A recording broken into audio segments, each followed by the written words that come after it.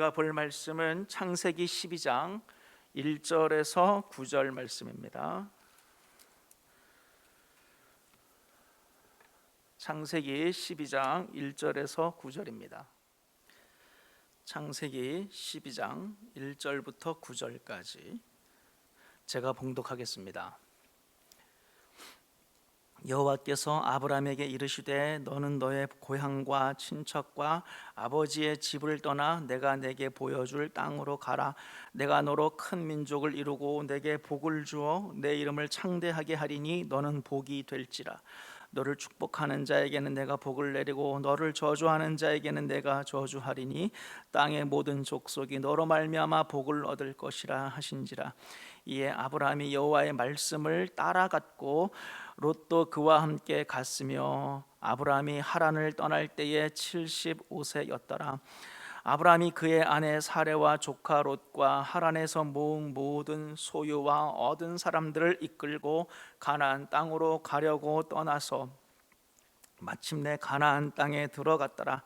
아브라함이 그 땅을 지나 세겜 땅 모래 상수리 나무에 이르니 그때에 가나안 사람이 그 땅에 거주하였더라. 여호와께서 아브라함에게 나타나 이르시되 내가 이 땅을 내 자손에게 주리라 하신지라. 자기에게 나타나신 여호와께 그가 그곳에서 제단을 쌓고 거기서 베델 동쪽 산으로 옮겨 장막을 치니 서쪽은 베델이요 동쪽은 아이라. 그가 그곳에서 여호와께 제단을 쌓고 여호와의 이름을 부르더니 점점 남방으로 옮겨 갔더라. 아멘. 오늘 본문의 말씀을 통하여서 더 가까이 두 번째 시간으로 말씀을 따라가는 삶이라고 하는 제목으로 말씀을 나누겠습니다.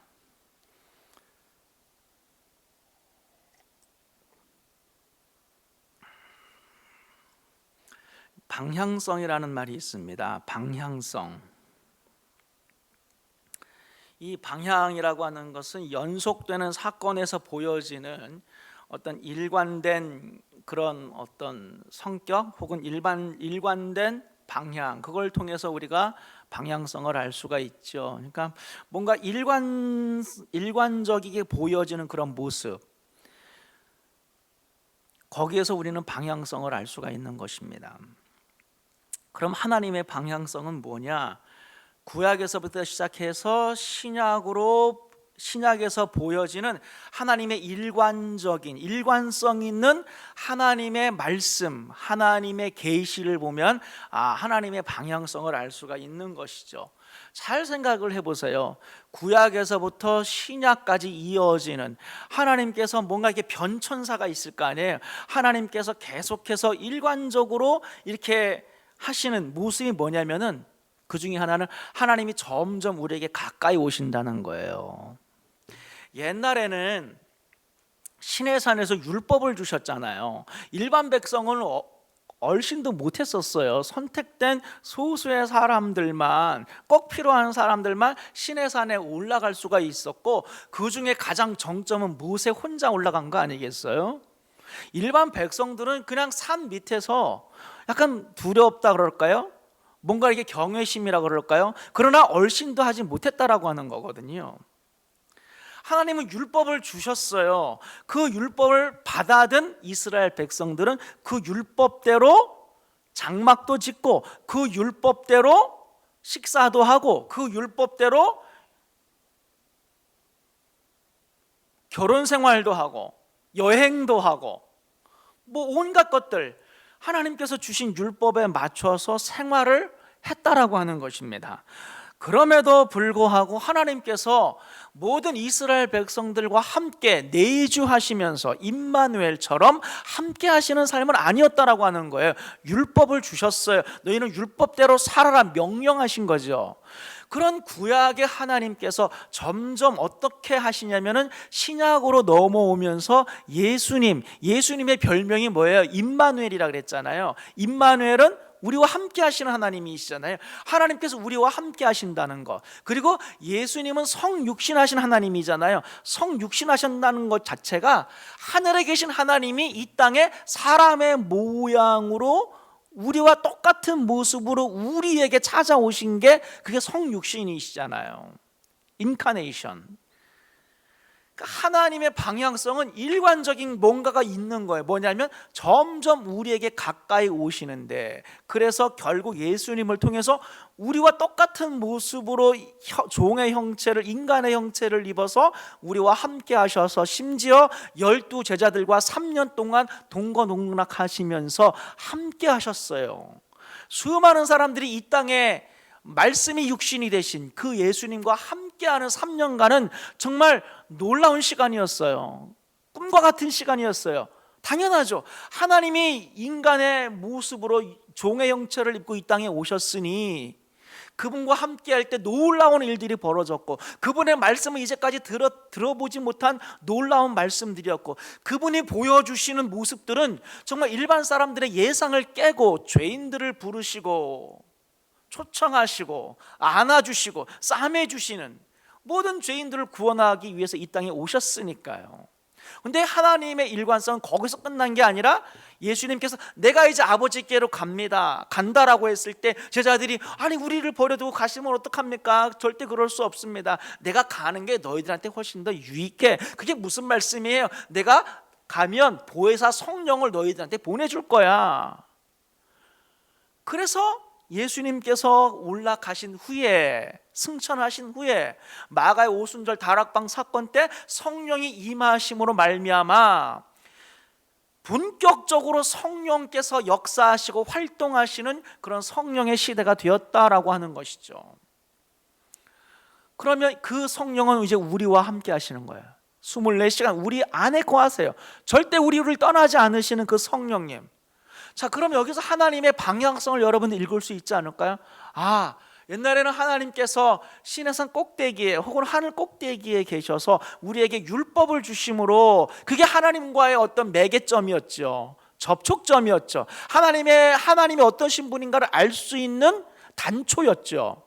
우리는 율법을 통해서 하나님과 관계를 맺었는데 이제 하나님께서는 그렇게 하지 아니하시고 예수님을 통하여서 우리 안에 오셨을 뿐만 아니라 이제는 성령을 보내셔서 우리 안에 내주하시는 성령님, 우리와 함께 하시는 성령님. 그래서 우리는 그 성령을 좇아 행하라, 그 성령님을 따라 살아가는 삶으로 우리를 초대하시고 우리를 그렇게 부르셨다. 거기서 우리는 일관성 있는 하나님의 모습, 그게 뭐예요? 우리와 함께하는 하나님이다 라고 하는 것입니다.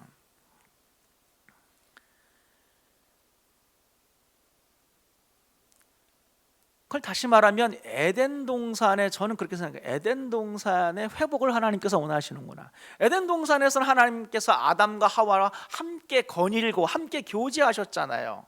그런데 인간이 죄를 짓고 타락함으로써 에덴 동산에서 쫓겨났거든요.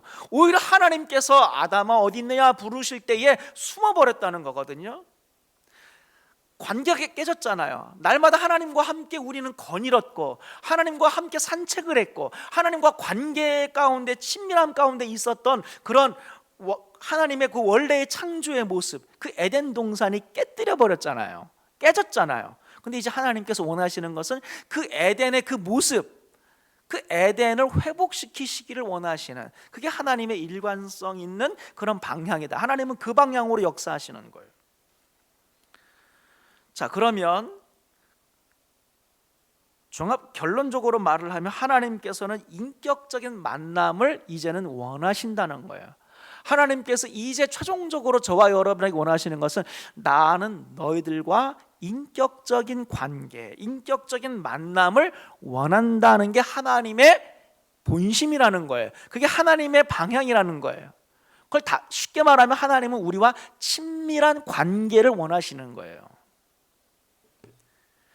하나님은요, 여러분에게 딴 걸 원하는 게 아니에요. 하나님은 여러분을 너무 사랑하기 때문에, 여러분 사랑해 보셨잖아요. 사랑의 가장 본질적인 측면은 친밀감이에요. 내가 누군가를 끔찍이 사랑하면 함께 있는 게 가장 좋은 거예요. 그 내가 사랑하는 사람과 대화하고 사랑하는 사람과 뭔가 하는 것, 똑같은 영화를 봐도요, 내가 미워하는 사람과 영화를 보고 혹은 내가 전혀 모르는 이상한 낯선 사람과 영화를 보는 것과 내가 정말로 사랑하는 나의 연인과 함께 영화를 보는 거는 그 시간은 질적으로 다른 시간 아니겠어요? 하나님께서 정말 우리에게 원하는 것은 그건 사랑의 관계거든요. 난 너희들과 함께 있기를 원하고, 난 너희들의 아버지가 되기를 원하고, 너희들은 나의 자녀가 되어서 우리가 함께 서로 사랑하자는 거예요. 그래서 하나님께서 우리에게 가장 원하는 것은 너희는 마음을 다하고 뜻을 다해 목숨을 다해서 너 하나님 아버지를 사랑하라는 거거든요. 그렇다면 하나님께서 원하시는 그런 친밀한 관계, 그 친밀한 관계는 어떻게 이루어지는가? 관계의 기초라 그럴까요? 관계의 기본이 되는, 기반이 되는 것은 뭘까요, 도대체? 관계에 있어서 가장 기초적인 거, 그거는 대화 아닐까요? 대화가 이루어지면 관계가 쌓이는 거, 시작을 하는 거예요. 대화 없이 관계가 쌓여지진 않아요. 모든 친밀한 관계의 기반과 기초는 대화라고 하는 거예요. 이 대화라고 하는 것은 신앙적인 의미에서 대화, 하나님과 대화한다는 것은 뭐냐면 하나님의 말씀을 듣는 것에서부터 시작을 하는 거예요. 우리는 대화라 그러면 내가 뭔가 말을 하는 거라고 생각을 하는데, 하나님과의 관계에서는 여러분이 말하는 것도 중요하지만 그것보다 더 먼저는 하나님께서 하시는 말씀을 듣는 것에서 시작을 한다. 오늘 우리가 읽은 본문에서 보면 아브라함은요, 하나님의 말씀을 들었어요. 어떤 말씀? 너는 본토 친척, 고향과 친척과 아버지의 집을 떠나 내가 내게 보여줄 땅으로 가라라고 하는 하나님의 말씀을 들었다라고 하는 거예요. 4절에 보세요. 이에 아브라함이 여호와의 말씀을 따라갔고, 하나님의 말씀을 계속적으로 들으면서 따라갔다는 거예요. 얼마나 먼 거리예요. 오늘날로 말하면 우리가 뉴저지에 살면서 여러분들이 지도 없이 아무것도 정보가 없이 예를 들어서 저기 오하이오 쪽으로 이사 가는 거랑 똑같은 거예요. 상당히 먼 거리예요. 걸어가면서 계속 하나님의 말씀을 들은 거예요. 하나님 어디로 가야 되나요? 하나님께서 계속해서 인도하시고 말씀하시는 그 방향과 그 땅으로 내려가는 거죠. 그래서 하나님의 말씀을 따라갔다라고 오늘 성경은 기록하고 있다. 그건 뭐냐면 오늘 설교의 맥락에서 보면 아브라함은 어떻게 했어요? 하나님의 말씀을 듣는 것에서 시작을 했다는 거예요. 말씀을 들었다. 그 아브라함 시대에는 이 성경 말씀 자체가 단 한 권도 없었던 시대예요. 창세기니까 창세기라도 있지 않았을까요? 아니요. 그 당시엔 창세기가 없는 거예요. 후대에 쓰여진 모세가 쓴 거니까요. 아브라함 시대 때는 이 우리가 읽고 있는 이 책으로서의 성경 말씀이 아예 존재하지 않았던 시대예요. 그러면은 아브라함이 말씀을 따라갔다라고 하는 것은 성경 말씀을 의미하는 게 아니라 하나님의 말씀, 하나님께서 하시는 음성으로서의 말씀을 따라갔다는 거잖아요. 그 말씀을 들었다는 거예요. 그러니까 관계의 기초는 대화인데 그 대화는 듣는 것에서부터 시작을 하는데, 이 아브라함은 오늘 본문에서 하나님의 말씀을 듣는 것에서부터 시작을 해서 하나님께서 심지어 내가 하는 모든 일들을 아브라함에게 내가 숨기겠느냐, 말하지 않겠느냐, 아브라함을 친구나 벗으로까지 대할 정도로 하나님께서 모든 하나님의 계획과 하시는 일들을 아브라함에게 소상하게 말씀을 해주셨어요. 그걸 다 들었다는 거예요. 저와 여러분들이 하나님과의 어떤 친밀한 관계, 그것을 시작을 하려면 대화에서부터 시작을 해야 되는데, 그 대화는 하나님의 말씀을 듣는 것에서부터 시작을 해야 된다. 우리가 하나님의 음성이라고 할 때에 이 율법이라고 하는 것은 글자잖아요. 조문이라고 하는 거예요. 글자는요, 이 음성은 글자와는 달리 말하는 사람과 듣는 사람과의 인격적인 관계가 형성이 돼야 되는 거예요. 예를 들어서 우리 칼빈, 유명한 종교개혁을 했던 칼빈이라고 하는 그 신학자가 기독교 강요라고 하는 책을 썼습니다. 저도 제 책꽂이에 기독교 강요라고 하는 그런 교리를 적어놓은 책이 있어요. 그 책은 글자로 이루어져 있어요. 책이니까. 저는 그 책을 읽으면서 칼빈이 말하고자 하는 내용들이 이런 거구나라고 알 수는 있으나, 그러나 만약에 칼빈이 만약 나의 친구였다면, 날마다 만나서 저기 던킨에서 같이 커피를 마시면서, 혹은 날마다 어디 같이 만나서 얘기하고 대화하고 놀고 토론하는 그런 정말 친구 사이였다면, 훨씬 더 인격적인 관계 속에서 더 많은 것을, 그의 진면목을 글자나 책에서 볼 수 없었던 그의 더 진실한 면을, 그의 더 생생한 하나님의 어떤 믿음의 증언들을 저는 들을 수가 있었겠죠.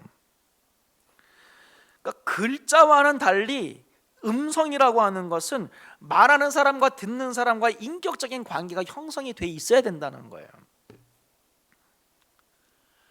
그래서 아브라함이 하나님의 음성을 들었다라고 하는 것은 우리가 단순히 성경 말씀을 읽었다보다 훨씬 더 인격적인 거예요. 훨씬 더 친밀한 관계, 그건 훨씬 더 고차원적인 관계라고 하는 거예요. 심지어요, 하나님을 경외하지 않는 사람도 성경책을 읽을 수가 있어요. 심지어 어떤 사람은 성경 말씀을 반박하기 위해서 성경을 연구한 사람도 있어요. 실제로 어떤 사람들은 하나님의 살아계심을 믿지 않으면서도 성경 말씀 지식이 여러분보다 더 뛰어난 사람도 이 세상에는 얼마든지 있을 수가 있어요. 근데 중요한 것은 그런 사람들은 하나님의 음성을 듣지를 않죠. 글자로만 보기 때문에 그런 거거든요. 고린도후서 3장 6절 말씀 한번 볼까요? 고린도후서 3장 6절 말씀 보면, 그가 또한 우리를 새 언약의 일꾼 되기에 만족하게 하셨으니 율법 조문으로 하지 아니하고, 여기서 조문은 글자를 의미하는 거잖아요. 문자를 의미하는 거잖아요. 율법의 그런 문자나 조문으로 하지 아니하고 오직 뭘로 해요? 영으로 함이니 율법 조문은 죽이는 것이요 영은 살리는 것이니라. 성경은 약간 뭐라 그럴까요? 상징의 표현으로서 영 혹은 성령 그러면 거기서 대척점을 뭘로 하냐면은 글자, 문자로 할 때가 많이 있어요. 혹은 율법으로 할 때가 많이 있다는 거예요. 율법은 죽이는 것이요, 율법 조문은 죽이는 것이요, 영은 살리는 것이니. 그래서 글자에 집착하고 문자에 집착을 해서 그 사람은 요만큼도 사랑하지 않는데, 실제로 정말 그 사람 마음속에 하나님을 경외하는 마음, 하나님을 사랑하는 마음은 요만큼도 없는데, 그럼에도 불구하고 율법 조문과 글자는 너무 잘 알아요. 왜? 배웠으니까. 내가 좀 공부를 했거든요. 그런 바리새인들, 율법 조문은 너무나 잘 알아요. 그러나 율법 조문은 죽이는 거라 그랬어요. 그래서 결과적으로 그들은 영적으로 죽은 거예요. 하나님께서 원하시는 것은 율법 조문을 따라 살아가는 삶이 아니라 영은 살리는 것이요. 그래서 하나님께서 원하시는 것은 뭡니까? 우리는 율법 조문을 따라 살아가는 게 아니라 성령을 따라 살아가는 삶. 왜요? 성령은 살리는 것이기 때문에 그렇다는 거예요. 하나님은 우리를 살리시기를 원하세요. 그게 하나님의 계획이고 하나님의 방향성이에요. 하나님은 더 이상 저와 여러분들이 이런 율법 조문이나 글자에만 갇혀있는 삶이 아니라 실제로 하나님의 말씀을 듣는 삶. 왜? 그게 관계의 기본이 되기 때문에 그렇다라고 하는 것입니다. 그래서 저와 여러분들은 신앙생활 하면서 성경을 글자로만 대할 때, 문자로만 대할 때 그 사람은 영적으로 죽는 거예요. 그럼 어떻게 되느냐? 성경에서 들려오는 말씀을 들어야 돼요. 이해가 되시나요? 목사님, 성경에서 말하는 말씀을 듣는다는 게 가능해요? 가능한 거예요. 이 말씀이 여러분에게 하시는 말씀을 들어야 되는 거예요. 약간 다른 거예요. 하나님을 사랑하지 않는 사람도 얼마든지 말씀을 글자로 볼 수 있는데 그게 아니고, 여러분들이 이 말씀 속에서 하나님의 심정이 느껴져요. 이 말씀을 읽을 때 하나님께서 너 믿음으로 살아야 된다, 믿음으로 살아야 된다, 내가 살아있다, 기도해야 된다, 이런 게 막 하나님께서 막 나를 안 쳐다놓고 이 말씀을 가지고 막 나를 가르치시고 훈계하시고 타이르시고 이런 게 막 느껴지는 거예요. 하나님께서 이 말씀을 읽을 때 우리가 하나님의 심정이 느껴지고 하나님의 안타까움이 느껴지고 하나님의 사랑이 느껴지고 하나님이 나를 정말 이렇게 사랑하시는구나, 하나님의 그 선하심이 느껴지는 것, 그러한 것들을 여러분이 들을 수가 있는 것. 그렇지 않으면 이 글자라고 하는 것은 소용이 없다라고 하는 거예요. 오히려 그 사람을 교만하게 할 거예요. 그래서 여러분, 하나님의 계속적인 방향성, 하나님의 방향성 뭐라고요? 글자에서 영으로. 하나님이 원하시는 건 저와 여러분들이 영으로 살아가는 거예요. 영으로. 근데 그게 참 어려운 거예요. 이 영이라고 하는 것은 안 보이는 거잖아요. 좀 신비스러운 거잖아요. 근데 그게 사실은 가능하고 실제로 그래야 된다는 거예요. 그래서 저는 여러분들이 하나님의 음성을 듣는, 성령의 인도하심을 받는, 성령께서 날마다 여러분 가운데 살아 계셔서 여러분과 함께 말씀하시고 듣는 그러한 삶을 여러분이 살아가게 될 때 우리는 살아나는 거예요. 거기서 능력이 생기는 거예요. 거기서 지혜가 생기는 거예요.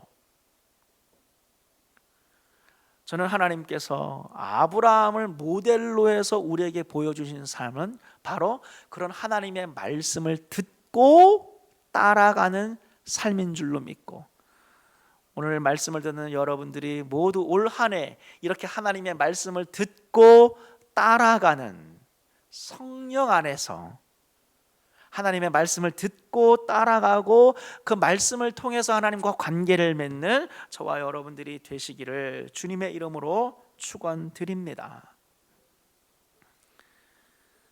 롯은 창세기 13장 10절에 보면 눈을 들어 요단 지역을 바라봤다 그랬어요. 그러니까 여호와의 동상 같고, 이제 아브라함이 네가 우하면 나는 좌하겠고 네가 좌하면 나는 우하겠다, 서로 이제 땅을 나누자라고 했을 때 롯은 눈을 들어서 자기의 눈을 의지했거든요.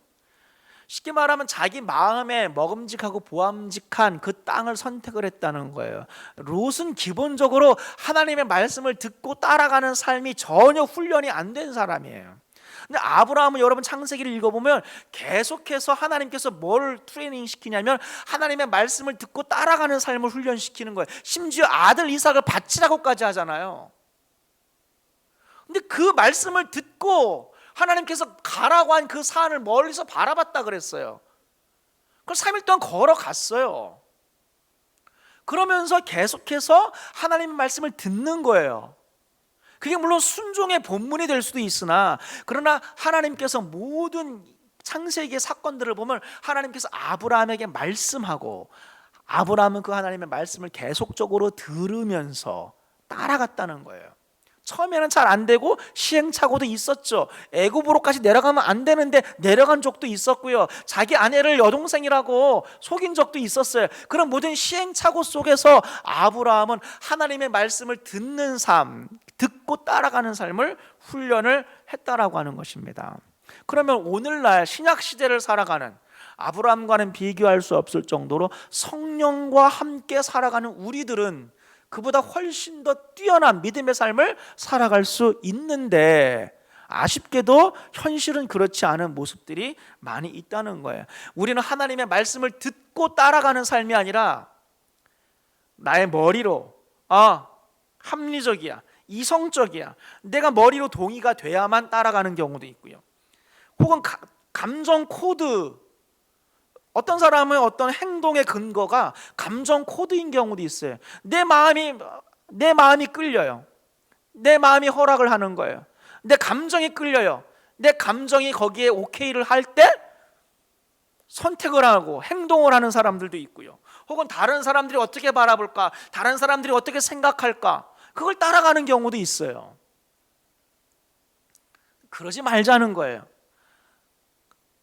우리는 하나님의 말씀을 듣고 성령의 음성을 듣고 하나님의 음성을 듣고 따라가는 삶을 살아가야 된다, 이렇게 말을 하면, 목사님 성경 말씀이 이렇게 버젓이 있는데 또 이 성경 말씀을 갖다가 내두고 하나님의 말씀과 음성을 또 들어야 됩니까?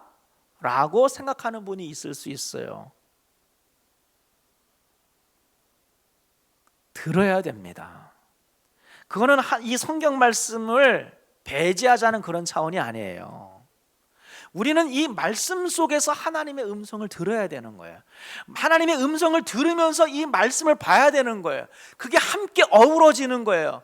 말씀의 조명, 말씀의 영감, 이런 게 왜 그러겠어요? 말씀의 빛을 비춰주는 거잖아요. 그게 하나님의 음성을 듣는 거예요. 말씀을 볼 때, 묵상을 할 때, 말씀을 암송할 때 왜 여러분의 마음에 울림이 있습니까? 왜 여러분의 마음에 감동이 있습니까? 하나님의 음성을 듣는 거예요. 여러분이 기도할 때 하나님의 말씀을 듣는 거예요. 찬송을 부를 때, 예배를 드릴 때, 혹은 설교를 들을 때 그 속에서 하나님의 음성을 듣는 삶이 반드시 필요하다. 하나님이 원하는 삶은 그거라고 하는 거예요.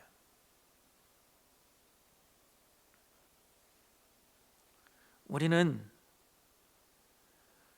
이런 훈련이 잘 안 돼 있기 때문에 우리는 보통 우리 머리 혹은 감정 혹은 사람들의 생각, 사람들의 시선을 의식을 해서 우리는 대부분 살아갈 때가 많이 있고, 그러다 보니까 하나님의 말씀을 듣고 따라가고 순종하는 삶이 아니라 나한테 편한 것, 내 마음이 편해야 되거든요. 현대인들은 특별히 마음이 편해야 됩니다. 교회를 정할 때도 내 마음이 편해야 돼요. 혹은 뭔가 좀 마음에 맞는 사람, 내가 의지할 만한 사람, 도움이 될 만한 사람, 나랑 좀 잘 맞는 사람이 있어야 그 교회를 선택할 때도 있어요. 다 틀렸어요.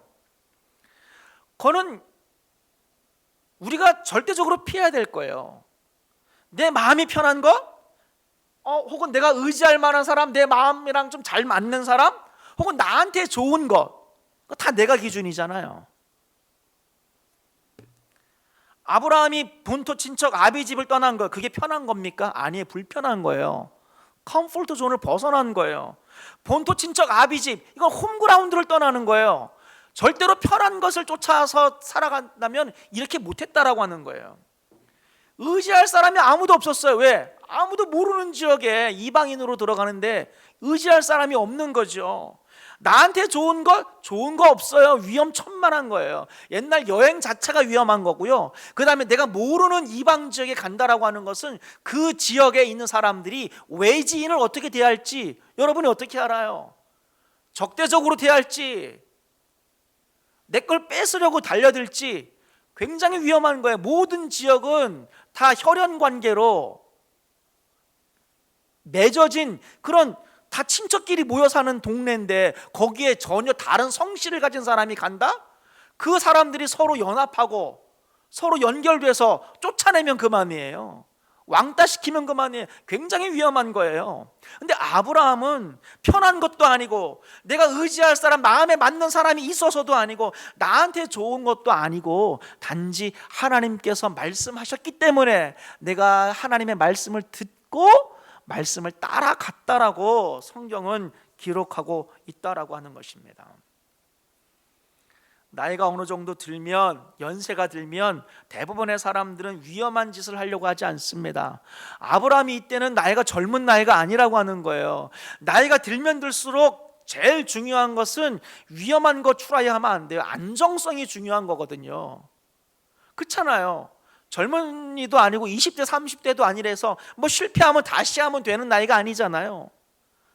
나이가 들면 그래서 안정적인 게 중요한 거예요. 뭔가 새로운 것을 하려고 그러면 굉장히 위험한 거거든요. 근데 아브라함은 그 나이에 본토 친척 아비 집을 떠나서 전혀 모르는 땅으로 갈 수 있었다라고 하는 것. 그러니까 아브라함은 처음서부터 왜 그가 믿음의 조상이 될 수 있었겠어요? 뭔가 특별한 점이 있었다라고 하는 건데 그건 다름 아니라 하나님의 말씀을 듣고 따라가는 삶을 살아갔고, 그게 믿음이라는 거예요. 그게 믿음의 조상으로서 우리에게 모델이 되어주는, 우리에게 뭔가 이렇게 이그젬플을 보여주는 모습은 바로 그런 부분이다라고 하는 것입니다. 바라기는 저와 여러분들이 이러한 아브라함처럼 하나님의 말씀을 듣고 따라간 올 한 해가 되기를 바랍니다. 무당한테 가면, 점치는 사람한테 가면 그거 해, 혹은 그거 하지 마, 잘 될 거야, 혹은 올해는 좀 위험해, 안 될 거야 라고만 말을 합니다. 그러나 절대로 무당이 그 사람과 관계를 쌓아가면서 그 모든 과정들을 함께 하지는 않아요. 그런데 우리 하나님은 그런 분이 아니라고 하는 거예요. 하나님은 계속해서 여러분과 말씀하면서, 여러분에게 말씀하면서 여러분을 한 발짝 인도하시는, 여러분을 계속해서 가르치시면서 인도하면서 하나님께서 말씀하고 지시하는 땅으로 갈 수 있도록 여러분을 계속적으로 이끄시는, 전 과정을 함께 하기를 원하시는 하나님은 그런 하나님이에요.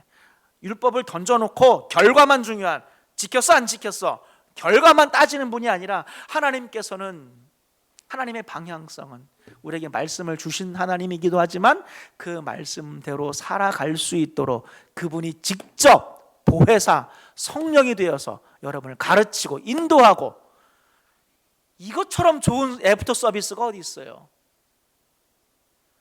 그래서 저와 여러분들이 말씀대로 살아갈 수 있는 핵심 키워드는 하나님과 함께하는, 날마다 하나님의 음성을 듣고 살아가는 그 삶이 기초가 되지 않으면 절대로 말씀대로 살아갈 수가 없다라고 하는 것입니다. 그런 의미에서 아브라함은 한 번 듣고 가나안 땅으로 간 게 아니에요. 계속 말씀을 따라갔다라고 하는 거거든요. 그렇다면 저와 여러분들은 한 번 듣고 한 번 깨닫고 그걸로 끝나지 마시길 바랍니다. 어떤 성도님들은 한 번 깨달은 걸로 끝나는 분이 있어요. 그렇지 않아요. 날마다 깨달아야 됩니다. 계속해서 하나님의 이끄심을 구하셔야 된다는 거예요. 지속적으로 물으세요. 지속적으로 들으세요. 지속적으로 하나님의 인도하심을 구해야 됩니다. 오늘 본문에서처럼 아브라함을 옮겨가는 곳곳마다 하나님께 제사를 드리고 하나님의 이름을 불렀다라 그랬어요. 그 말이 무엇을 의미하는지 여러분 아셔야 되는 거예요. 아브라함은 특별한 일이 있어서 지역을 옮길 때마다 제단을 쌓고 여호와의 이름을 불렀다라고 하는 것, 그게 지시하는 게 뭐예요? 저와 여러분들이 오늘날 우리에게 적용할 수 있는 것은 계속적으로 하나님을 찾아야 된다는 거예요. 계속적으로 하나님의 이름을 불러야 된다는 거예요. 어떤 사람은 그걸 이어 듣기라고 하더라고요. 한 번 듣고 끝나는 게 아니라 이어서 계속적으로 듣는 삶, 계속적으로 하나님의 이름을 부르는 삶.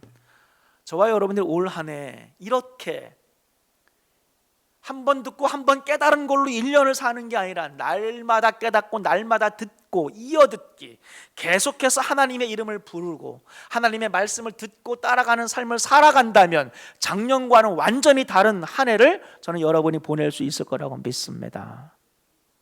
하나님은 그걸 원하시는 거예요. 성령은 그걸 원하시고 그걸 위해서 오신 거예요. 그게 없으면 성령님이 여러분 안에 거하시면서 하실 일이 없는 거예요. 하나님은 여러분들과 더 친해지기를 원하십니다. 하나님은 여러분들과 더 밀착되기를 원하십니다. 그 연합이에요. 너가 내 안에, 네가 내 안에. 하나님께서 원하시는 그 마음을 깨달아 여러분들이 날마다 하나님 말씀하세요. 말씀하세요. 듣고 그 말씀을 따라가는. 그래서 작년과는 비교할 수 없는, 사람들이 이해할 수 없으나 내 마음에 기쁨이 있는, 그래서 나는 날마다 하나님께서 하시는 말씀들을 듣고 따라가는 연습을, 훈련을 통해서 올 한 해가 끝났을 때 여러분 모두가 나는 하나님의 말씀을 듣고 따라가는 삶을 살아왔노라고 고백하시는 저와 여러분들이 되시기를 주님의 이름으로 축원드립니다. 기도하겠습니다. 하나님 아버지 감사합니다. 올 한 해 우리는 하나님의 말씀을 듣고 따라가는 삶을 살기를 원합니다. 하나님께서 그러한 삶을 통하여서 우리와 친밀한 관계를 형성하시고 우리 안에 계신 성령께서 날마다 그러한 작용을 통하여서 하나님의 마음을 깨닫고 하나님의 음성을 듣고 하나님의 인도하심을 받아 한 발짝 한 발짝 걸어가고 날마다 성장하며 날마다 열매를 맺는, 날마다 승리하는 삶을 우리 모두가 살게 하여 주옵소서. 예수님의 이름으로 기도하옵나이다. 아멘.